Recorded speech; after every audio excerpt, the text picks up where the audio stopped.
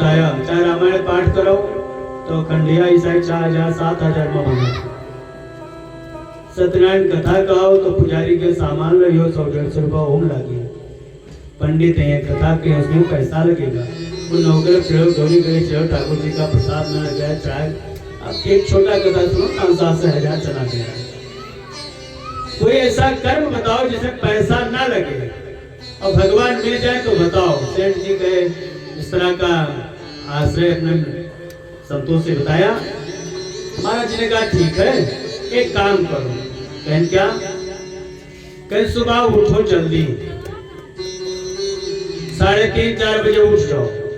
उठ करके स्नान करो। स्नान करके आओ ध्यान अवस्था में बैठ जाओ और बैठ करके मानसिक पूजा प्रारंभ करो। मैं भगवान का पार्षद हूँ, मैं भगवान का सेवक हूँ। ध्यान कीजिए और ध्यान करके लगे कि मैं गंगा मैया से, जमुना मैया से अथवा सरजू मैया से जल ला कर लाया हूँ। भगवान को उठाया हूँ। किस तरह?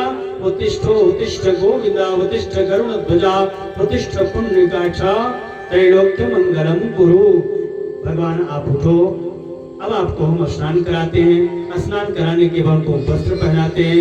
वस्त्र पहनाने के बाद चंदन लगाते हैं। उनको माला पहनाते हैं, अक्षत फूल चढ़ाते हैं, बढ़िया सुंदर धूप दीप करते हैं, नैवेद्य देते हैं। और मानसिक रूप से मैं आपको दक्षिणा दे रहा हूँ, आपको व्यवस्था दे रहा हूँ। इस तरह का व्यवस्था करके इसे नित्य करो।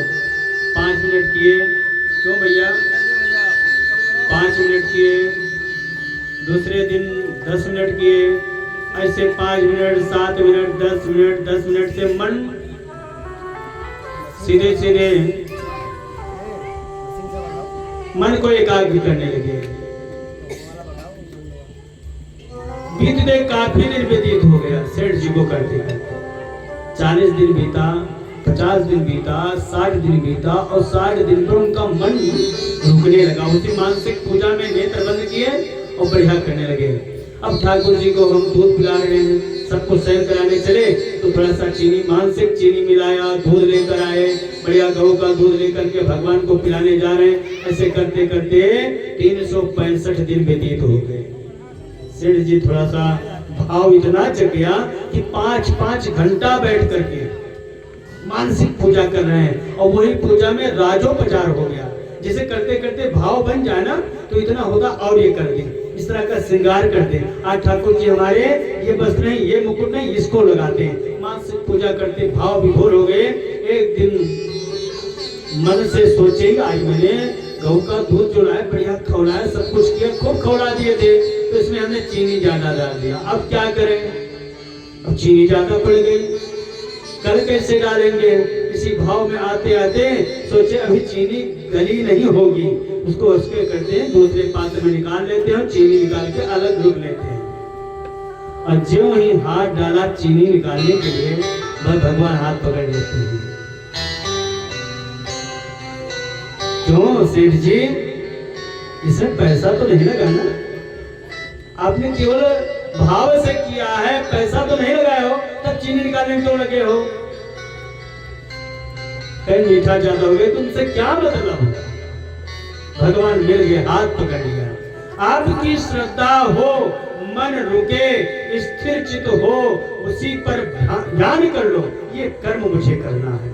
वो कर्म करते करते करते करते अभ्यास हो जाएगा। अभ्यास होगा, मन स्थिर होगा, मन स्थिर होगा तो भाव वही जग जाएगा। इसी में परमात्मा है, इन्हीं बच्चों में परमात्मा है। सब में परमात्मा का दर्शन करना शुरू कर दो। बिटिया, दादा, लड़का, बाबा जो भी मानो, लेकिन वो मानने के साथ उसके अंदर विद्यमान जो परमात्मा है उस परमात्मा का पूजन करो। इसे ईर्ष्या न करो, आह न करो, ये बहुत बड़ा, अरे ये अभी तो इस तरह रहता, आज ये हो गए, अभी देखे रे काल तक के इनके कुछ ना रहा, ये तुरंत कहां से आ गए? ये आह, ये आपकी ईर्ष्या है। इस दोष को निकालना है। राम, क्या बात है भैया? विक्रम, मन मोर महुआ चित्त घुसैलन तो नहीं चल रहा है। कथम मन लगाओ, बाजा सुंदर हो जाए, आपो सुंदर रहिए। कहीं भक्त को इधर उधर जाओ, इसको सुधारो, आप सुधरो जग सुधरेगा। स्वयं सुधर रहे हो, ज्ञान दूसरे को दे रहे हो। स्वयं सुधरो, मन बदल जाएगा। आवाज इसलिए करें कि आवाज नहीं मिलेगा तो हम आपको बता नहीं पाएंगे।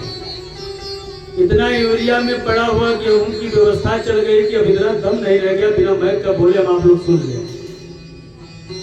इतनी सामर्थ्य नहीं रह गई, इतना त्याग नहीं रह गया कि हर व्यक्ति का मन इधर एकाग्र हो। हम धीरे बोले तो सुनने का भाव हो। अब तो हो गया ना, चूरन चटनी न लगे तो कथा में आनंद न। उस चूरन चटनी के लिए ये सब वाद्य यंत्र, लाइट, फोकस व्यवस्था। हमारे जो सुखदेव महाराज सुल्तान में तब कोई लाइट फोकस व्यवस्था नहीं थी, कोई बल्ब नहीं था। घटकत द्वय विश्राम लिखा है, केवल 24 घंटा में 2 घंटा विश्राम करते थे सुखदेव और परीक्षित, और कथा दिन रात कहते थे। तब ये 18,000 श्लोक पूर्ण हुआ।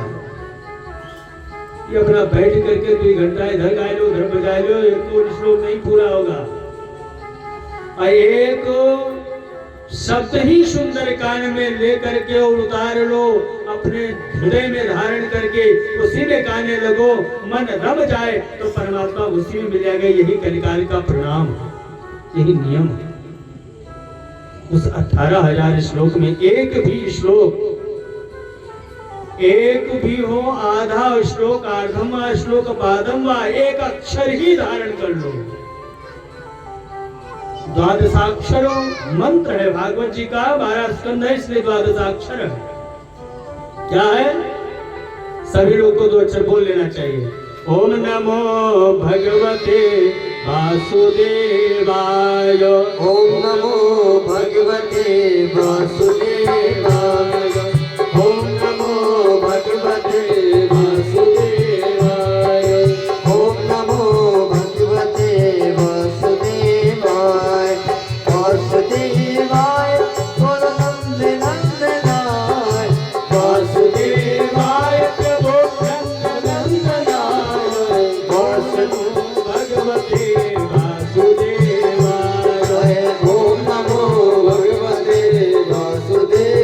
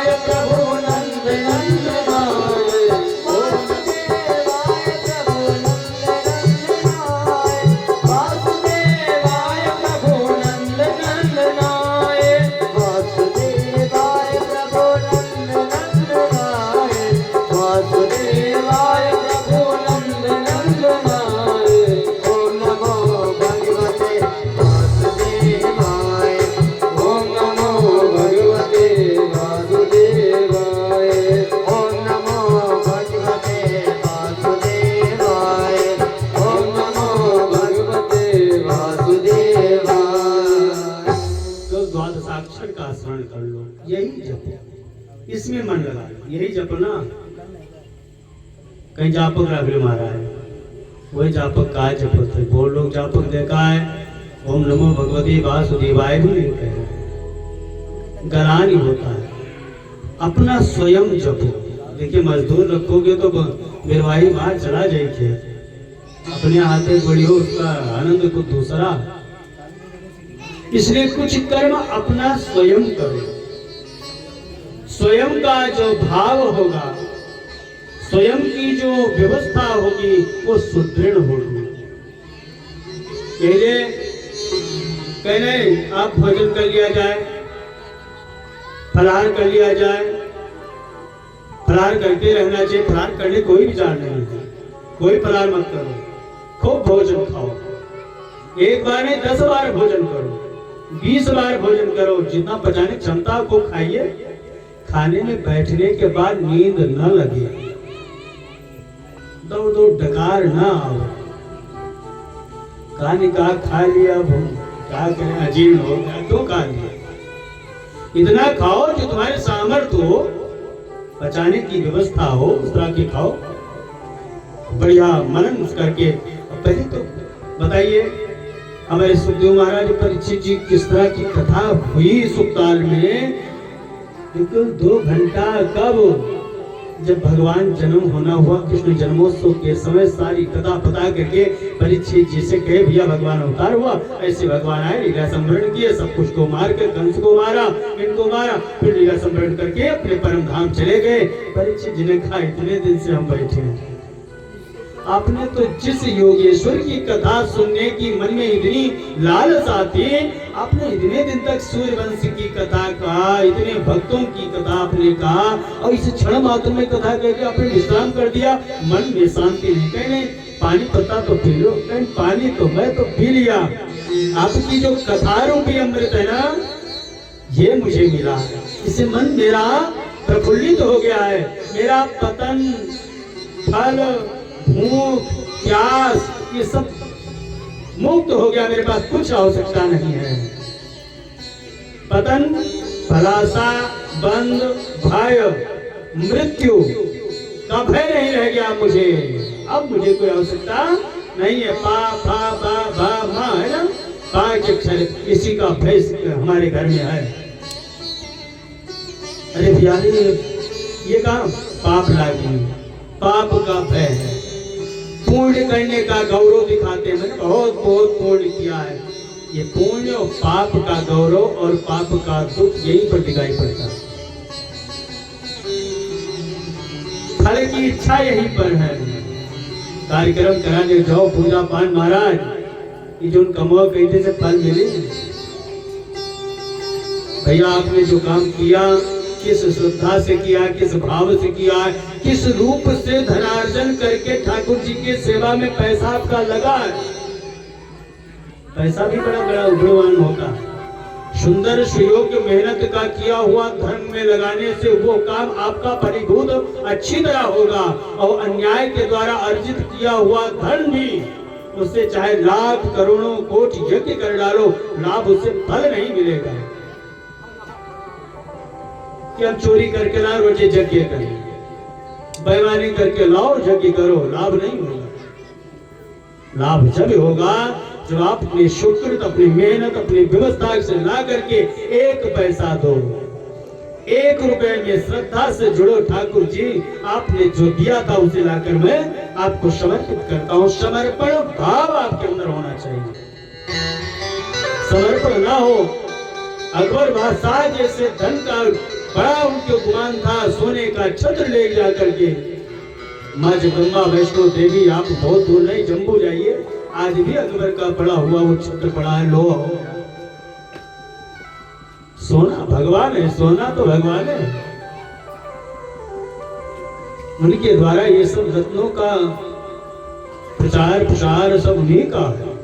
और उसको गुमान दिखाओ, अहंकार दिखाओ, अहंकार भगवान का आहार है। तो 1 पैसा भी न लगे, भगवान मिल सकते हैं, और 1000 में करोड़ों रुपया लगाओ, भगवान चले जाएंगे आपके दरवाजे से। यहाँ प्रेम की आवश्यकता है, यहाँ भाव की आवश्यकता है। हमारे अंदर, आपके अंदर स्नेह हो जाए,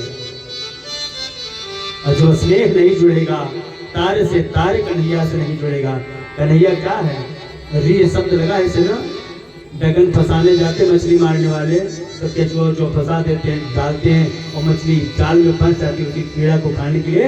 कि वैसे हमारे भगवान के री जो लगा हुआ ना, ऐसे री पहले तो भगवान कन्हैया पकड़ेंगे नहीं, तो कहीं गलती से पकड़ गए, अगर प्रेम जुड़ा आपका, तार से तार मिल गया, तो कन्हैया फिर छोड़ता नहीं है।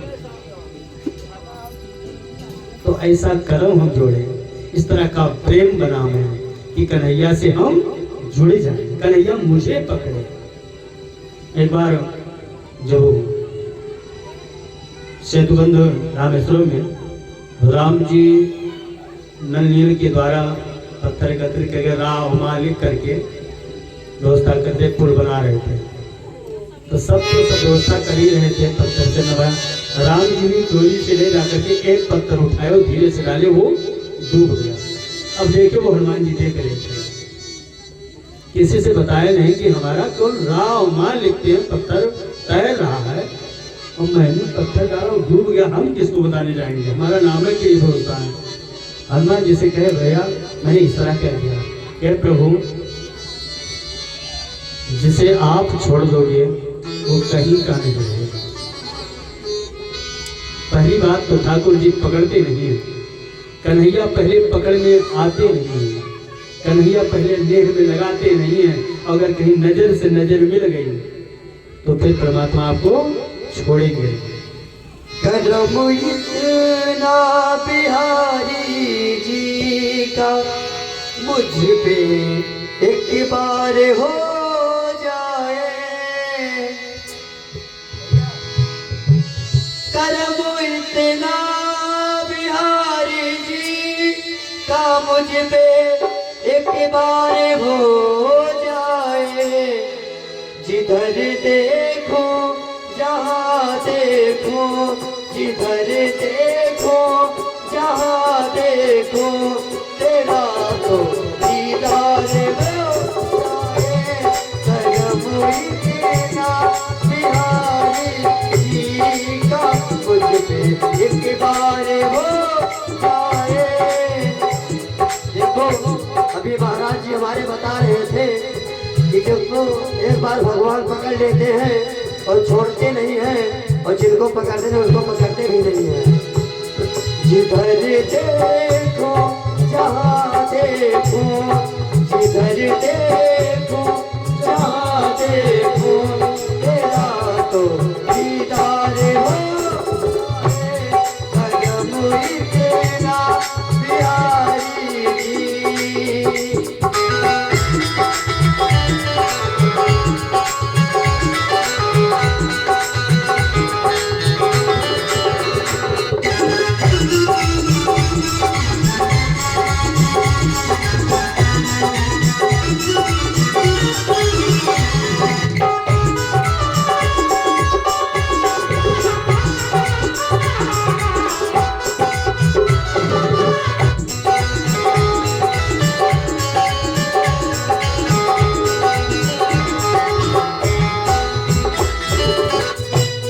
लेकिन ऐसे आनंद नहीं आ रहा है। अभी भक्त तालियां लगाते हुए बोलेंगे, सब लोग अच्छा नहीं लग जाता क्या, अच्छा नहीं लग रहा क्या, तो लगाइए तालियां। जब आप लोग तालियां लगाएंगे तो हमको भी आनंद आएगा, नहीं तो हम भी ऐसे गाते भी रहेंगे। मुझे दुनिया से क्या मतलब, मुझे तुम पर भरोसा है।